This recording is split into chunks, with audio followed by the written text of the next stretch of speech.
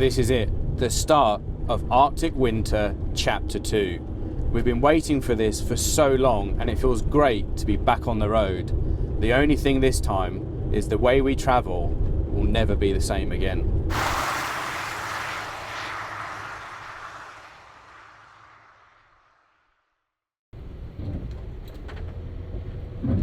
So I cannot believe that we're finally leaving the UK. 10 months we've been here, dedicating our lives to Bear and his cancer journey. We'll obviously tell you about that later on when we're feeling more up to it, but there's been so much resistance for us leaving the UK. We've had engine trouble, we've had stuff to be repaired on the conversion side, and even just the other day I've now damaged the control panel for the heater, so we've got to find somewhere in Europe to get that sorted. And then just minutes before boarding the train here, the Max fan has now started to play up, so that's not ideal with the amount of miles that we've got to drive with it flapping all over the place. So yeah, needless to say, it's been going well.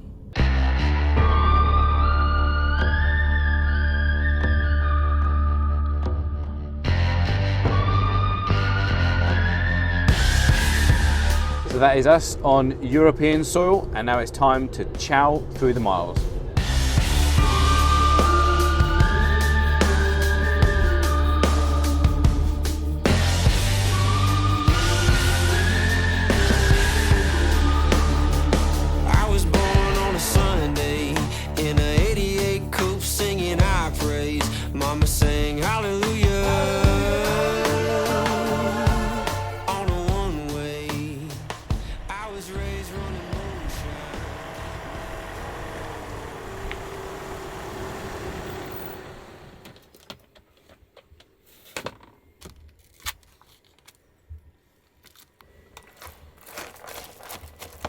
We're now back in Europe, and my goodness, I tell you what, you forget how liberating it is. The facilities, being able to park up in all of these places, it feels great.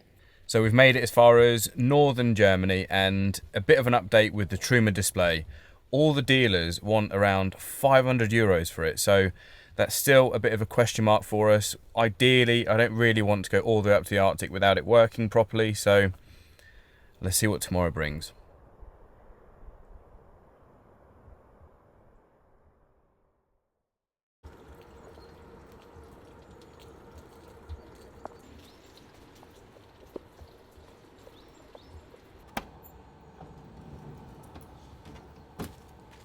So we've woken up in a very wet and grey Germany, and if I thought things couldn't get any worse, this morning I've managed to spill a drink all over my laptop, so that means I can't work, I can't edit. This could be trip over. So I think the plan is we'll continue to drive forward for now while we try and make a plan, but yeah, we could be going back to the UK.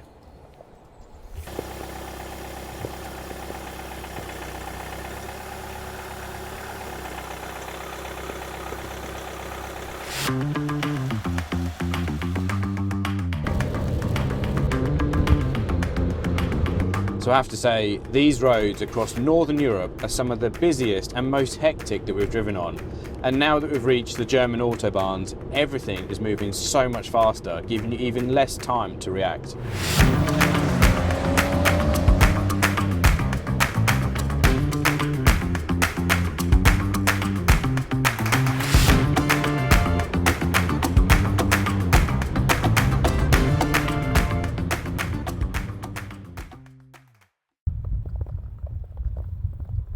It's been a few days since we last picked up the camera, and we've made it to Denmark.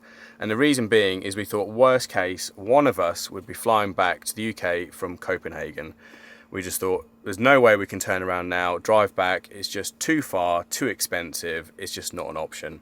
So we pulled into this random car park last night, and who did we bump into? Paul, aka Sand and Slippers on Instagram. We've been chatting to them for years and always miss each other on the road, and it finally happened yesterday. So we've been catching up today, sharing stories and looking around his new-ish Hymer crossover, which is really nice and big. But now we need to let you know what our plan is.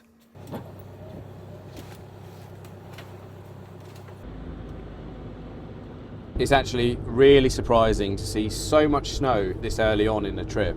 When we came last year, it was about halfway through Sweden before we reached the snow line. I guess we're obviously leaving a bit later in the season, or whether it was just a bit milder last year, who knows. But we're on the way to the airport, and the reason is we have a laptop that I can use, but it is in the UK. And we were just about to book a flight back over to the UK for one of us to go pick it up, and Tracy's mum kindly offered to bring it over for us. And the flight cost was significantly cheaper than driving back to the UK. So that's the reason why we just went for that option. And it also means that she can bring over the Truma control panel, and hopefully once we've been to the airport, we can finally start the trip properly.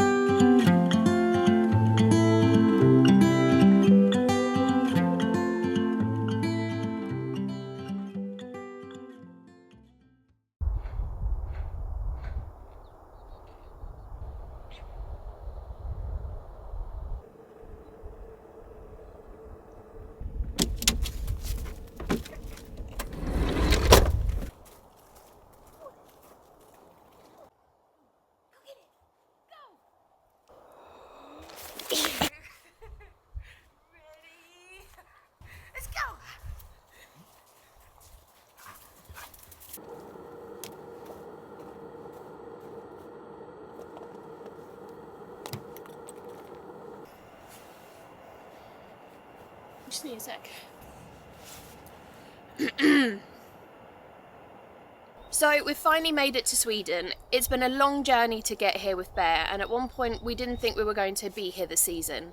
However, we've got the laptop on board, we now have the Truma display, and it's time for the journey to truly begin.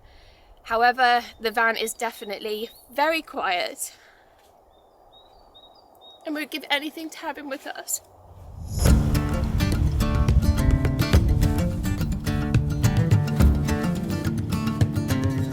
So as you can quite clearly see, we're both really struggling with the loss of Bear.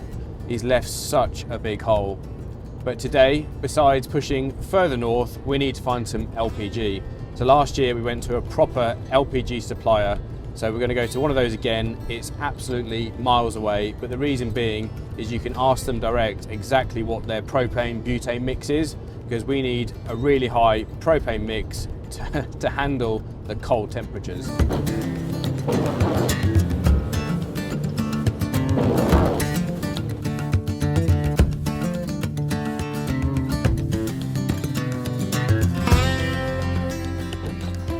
Well, I don't think the UK -5 windscreen wash is going to cut it, so this is going down to -18, only 3 litres. I thought there's no point stocking up on this because I'm sure we're going to need something a bit stronger the further north we go. So it's only -4.5 now. We're just south of Stockholm, but earlier when I was driving it got down to -7.5, and I'm pretty sure the UK stuff was only rated to -5, so the whole windscreen just decided to freeze up. I couldn't see barely anything, so that was quite the experience. But besides it only coming out of one side of the windscreen now, I think we're good to go. This year the weather is crazy. As I said the other day, we didn't hit the snow line or the cold temperatures until we were really far north. We're not even at Stockholm yet, and it's been -7, it's snowing, so no wonder it's like -30, -40 up in the Arctic.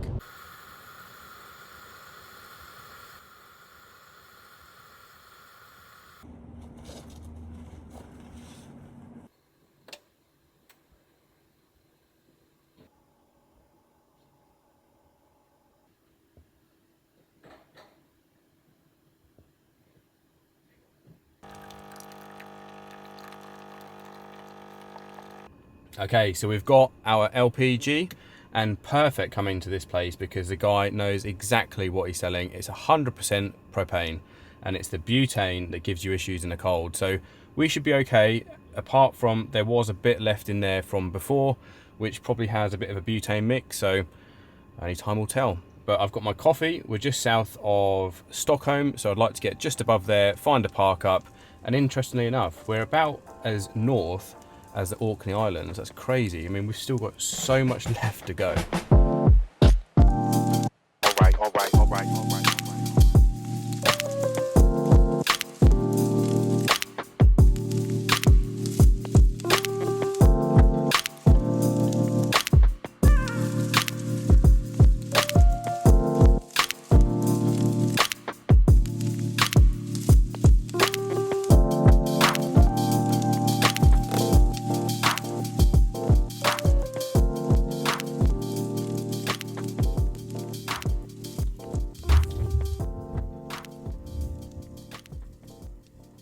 So ironically, we've just pulled up here. It's the coldest temperatures we've had this year, -10, and now the Truma control panel is refusing to connect to my phone. Obviously, as you know, the old panel, I damaged it.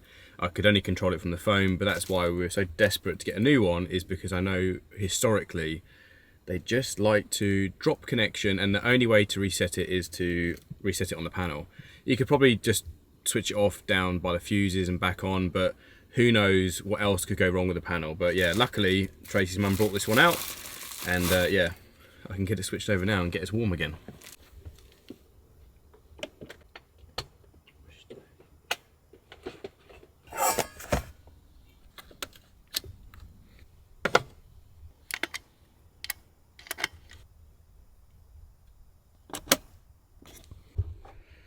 Well, moment of truth, Tracy's now going to put the fuse back in and see whether we have a working Truma again. Okay, it's looking promising. It's just doing an update. So while we wait for that, I make it beer o'clock. Oh, I haven't shown him our new fridge. Let me show you now. Just out here.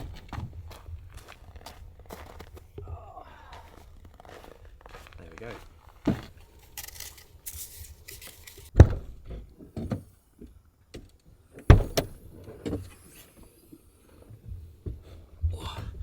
Well, that's enough of the terrible dad jokes, but it's got to that time of the trip where we can put our winter cover downs. This is by Voyage Adventure Vans, and it stays up most of the year until we get to the Arctic or somewhere particularly cold like it is now, and this will keep us toasty and warm in bed.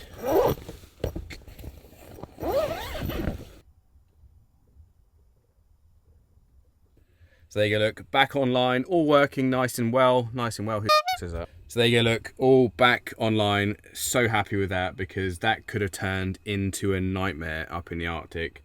But that's all done. We do have the backup heater, so that just pushes air to the front of the cab. The Truma, however, does have ducting all around the van, so that protects all the plumbing from freezing. So we definitely need that when it gets cold like this. So while Tracy starts making the dinner, I now need to figure out where on earth we're going tomorrow.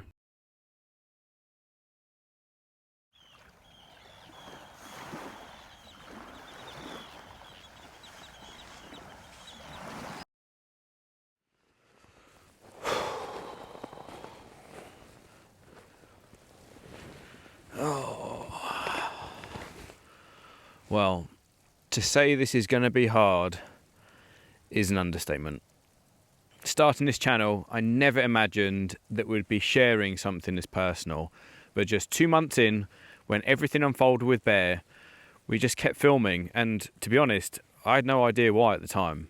We were blown away by the support, and so many of you have been invested in Bear's journey. And as difficult as this is, I want to share with you how the chapter came to a close.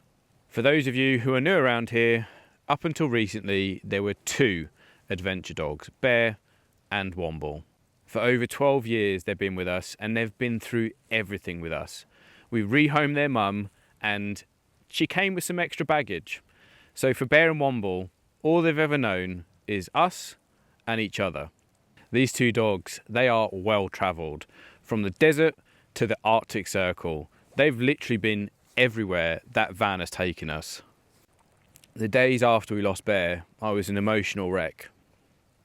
But then there was one big fat distraction, leaving the UK. And you can clearly see where my head was at, because I was making all sorts of mistakes and destroying the Truma display, the laptop. But either way, it was still a welcome distraction. So for those of you who have no idea what I'm talking about, Bear was diagnosed with a very common form of cancer called osteosarcoma. We were in Spain at the time and had some big decisions to make. So yeah, we had to decide on what treatment, what country, and what next. Feeling completely overwhelmed, we decided to go back to the UK, and that's where we found ourselves at Fitzpatrick Referrals. It was fortunate because they allowed us to camp in the staff car park while Bear had his leg amputated, and the staff were incredible. We can't thank them enough. So for Bear's initial recovery, we stayed in Devon in a remote cabin in the woods, and I remember taking Bear home from the vets and walking him through the front door, showing him around. It was amazing. And then from there, we hit the road again and we went to some of Scotland's most iconic locations.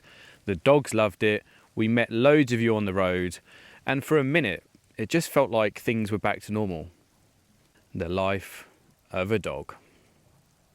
It feels like only yesterday he was this tiny puppy, and then all of a sudden he became this big handsome boy that all of you came to know.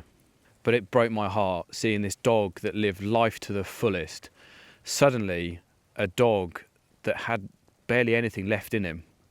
It was days away from his final chemotherapy before we were due to leave the UK. Instead of chemo, he had yet another CT scan, and it was bad news. His lungs were full of tumours, some the size of a tennis ball, and one was pushing on his windpipe. So that explains why when he laid on his back it was making him huff. Needless to say, that journey back from the vets was pretty quiet. Suddenly, going from rushing around, getting ready to leave the UK, it was just waiting. Awful. Strangely enough, Bear was still loving his walks. He wasn't getting out of breath, but you could see in his face, his body was getting tired. He loved the van so much. He would always sit in between the two front seats between me and Tracy, desperate to see out the window.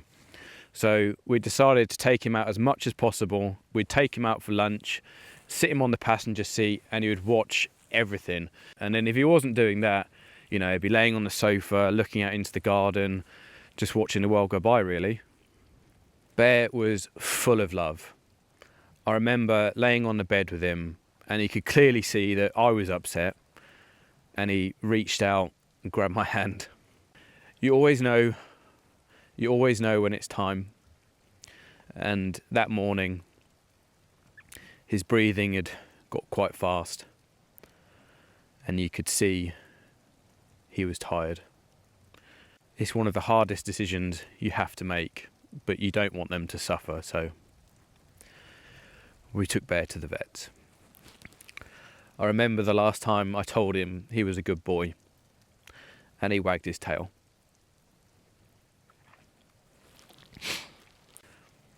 It's only now that I understand when people talk about having a soul dog. Bear was more human than dog.